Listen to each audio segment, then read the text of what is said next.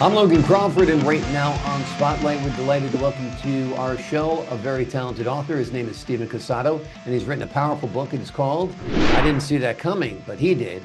In this gripping memoir, the author shares his turbulent journey as a fraternal twin from New York, grappling with bitterness, jealousy, betrayal, and rage. His life is further complicated by family dynamics due to bullying, due to his short stature, and a challenging battle with diabetes. This real-life drama is a tale of survival, hope, and unexpected twists and turns. We're delighted to have this very talented author join us here today on Spotlight. We thank the team at Atticus Publishing for helping us put him in the spotlight today. And we ask viewers like you to support writers like him by subscribing to our channel and by purchasing his wonderful book. The links are below this interview. Steven, great to see you here today on Spotlight. Likewise, Logan, glad to be here. Thanks so much for joining us. Let me start out by asking about the title. It's such a great title. It's a compelling title. It says, I didn't see that coming, but he did. Tell us the etymology of all that. I didn't see that coming, but he did. Coming to that title took some time, but diabetes, let's start there. I lost my vision as a type 1 diabetic. I lost my vision from type 1 diabetes, 13 years. That's pretty quick. Yeah. I didn't see that coming, but he did. Yeah. There's a lot of things that I went through in life, just obstacles, a lot of roller coaster rides. That's actually one of the chapters in my book, the roller coaster rides. And I didn't see a lot of things coming. But of course, there is somebody who's in control, who knows that he's got a perfect plan lined up for me. So it's kind of how the whole thing just came about, because even with my future, I won't see what's coming, but he knows what's there. Exactly. Your life has been filled with some immense challenges for sure. Tell us a little bit about your relationship with your brother. He's a fraternal twin, right? I have a twin sister. Swiss sister, I'm sorry. Yes, and I have an older brother who's a Marine, 9 years older than myself. Yeah. So And I have a twin sister who, growing up, things weren't exactly easy. When you have a twin sister who's on Sesame Street, it's kind of like, how do I measure up to that standard? Yeah. We fast forward to where we are now, and we're kind of bipolar opposites, cut from the same cloth, but opposites. But nothing wrong today. But growing up, it wasn't easy. Yeah. It's always tough getting along with your sister growing up. I know I had three sisters and I had trouble getting along with them, but I guess there was also some resentment because she was healthier and you were less healthy. Is that part of it, the dynamic also? Yes. Yeah. Growing up, I had childhood asthma. Then I was diagnosed with the diabetes 2 weeks before my 11th birthday. So it was kind of hard, to enjoy cake, ice cream. So while she's having that, I'm having the diet stuff, which to my taste buds wasn't exactly great. Right, right. Was Yeah. Yeah, it's hard as a child. I mean, it's hard for anyone to have a diabetes diagnosis, but to be a child and have that is really tough. Like you said, you can't have that cake, you can't have that ice cream, you can't have that soda because it could kill you. So that is tough. Um, it seems like faith has helped you a lot in your journey. Tell us about when you started becoming more spiritual, more religious, more faith-filled. So for me, I wasn't always a Christian. I was raised Catholic, and growing up, there was just something missing. Mhm. So it wasn't until I actually lost my eyesight that that's when everything came about.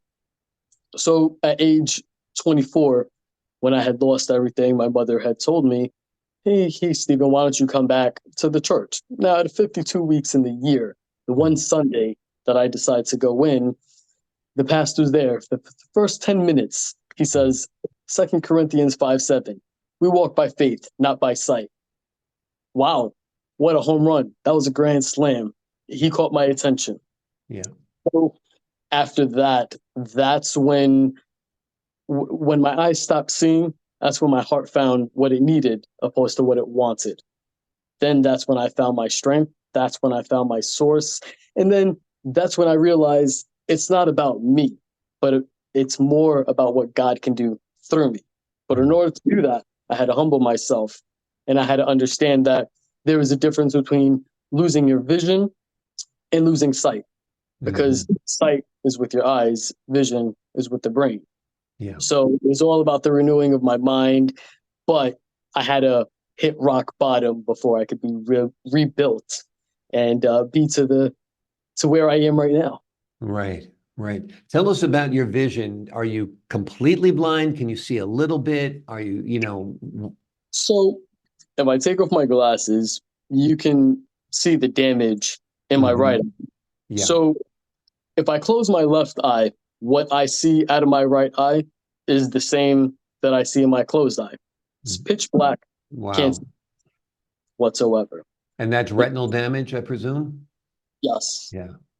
Yeah. Um, but fortunately, by the grace of God, my left eye, I was able to get a uh, a retina reattached, and so Wow. these there's tissue, 22 stitches, and took a few months to heal. It wasn't rejecting; my body accepted it, and now I literally walk by faith, not by sight. Wow. Wow, that's amazing. So the retinal transplant worked for you, right? Yes, it did. Yeah. Yeah. Yeah. It's amazing because I know I actually had a retinal detachment myself, so I know how delicate the retina is. It's like a wet piece of toilet paper, I've been told, or toilet tissue, that it's amazing that they can sew it back on and particularly use a donor's retina. So thank God for that. I guess you do become more thankful to God for the things that empower you as you have these challenges, right? I mean, at first you're angry that you don't have what everybody else has, but then you feel blessed that you have more than you had or are able to persist on the course, right? Correct. Exactly. Yeah. It again, I had to be broken down and rebuilt. That's when I really found what was important, because it was no longer about me, but what God can do through me. And there is a big difference. And I like when God's in control. I have Yeah. more strength and more hope, because dealing with diabetes, dealing with, neurological pain on daily, it's not easy. But how I get through it, it's only by my faith. That's where I get Yeah. my strength. Absolutely. In your book, you talk about finding the strength to overcome feelings of bitterness and rage. Where did you find that strength? Tell us about that. Finding it again, I had to humble myself, but you know what? It wasn't even my effort. It actually really originated with my dad, because my dad was the one who left alcoholism and he gave his life to God. And when he did that, I was able to see a change. Mm. And it's like, wow, God can do miracles. This is amazing. Yeah. So my dad really planted the first seed. Once I saw that he can go through everything he did and then find faith and completely quit cold turkey, quit alcoholism and drugs, phenomenal. When I Yeah. saw that, I knew that I could obtain the same strength. What was the turning point in your life where you shifted from darkness to light, as you describe in your book? It was when I lost my vision, Mm. because you don't realize how much you love something until it's gone. Oh, yeah. At that point, all I wanted to do was see a shooting star. Not possible. I Right. wanted to read a book. Not possible. And I wasn't much of a reader. Mm. There were just things that I took for granted. Yeah. And again, I had to lose my eyesight in order to become the humbled person that I am. But it wasn't done by my own strength. It came because I had to be beaten down and then rebuilt. And that's when I obtained my vision, because Second Corinthians 5:7, we walk by faith, not by Mm. sight. Yeah. Your eyes are also very close to your brain. And what happens to your eyes really affects your brain. And I can tell you this, like I said, from having the retinal detachment. It really can be life altering when you face blindness or the fear of losing eyesight. So I can completely understand what you're saying. You said you were raised Catholic, but now you're a Christian. Have you turned to another church in your spiritual journey? I attend the First Baptist Church, Mhm. and I've been going to them for 10 years now, 9.5 years. And the church that I attend, they know how to break down the gospel to a point where I can understand it. There's no confusion. So I reside where, I can obtain the information and apply it and be better daily. Right, where it connects with you for sure.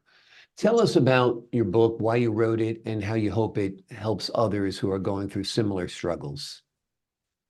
When I wrote the book, it wasn't a book to be published. Actually, it was really more for therapeutic purposes. Mm. It was more to see where I was, where I am, and knowing the promises of God to where I'm going. And then all of a sudden, it just became one thing after another. And people said, listen, Steven, you have a story. You should write it. Mm. So for fun, I just expanded on it. And then one thing led to another, and God opened the doors, and there it was. And then the book came into existence. Wonderful, wonderful. I think it's going to help a lot of people in their own personal journeys and with their own personal struggles and challenges. Steven Casado has written a wonderful book. It's called "I Didn't See That Coming, But He Did." It's a gripping memoir. He shares his story of growing up as a fraternal twin from New York and dealing with issues of bitterness, jealousy, and rage, in part because he wasn't well. He had diabetes that was diagnosed at a young age, and it affected his life. And then years later, it affected his vision to the point of making him blind. But he found God and reconnected with God, reconnected with his faith, and it has helped him on his journey. And today he sees things a whole lot differently. His vision is clear, even if his sight is not. Steven, thank you so much for joining us here today on Spotlight. I appreciate it. Thank you as always. Thank you, sir. And to the folks at home, I'm Logan Crawford, thanking you for your time this time. Until next time on Spotlight.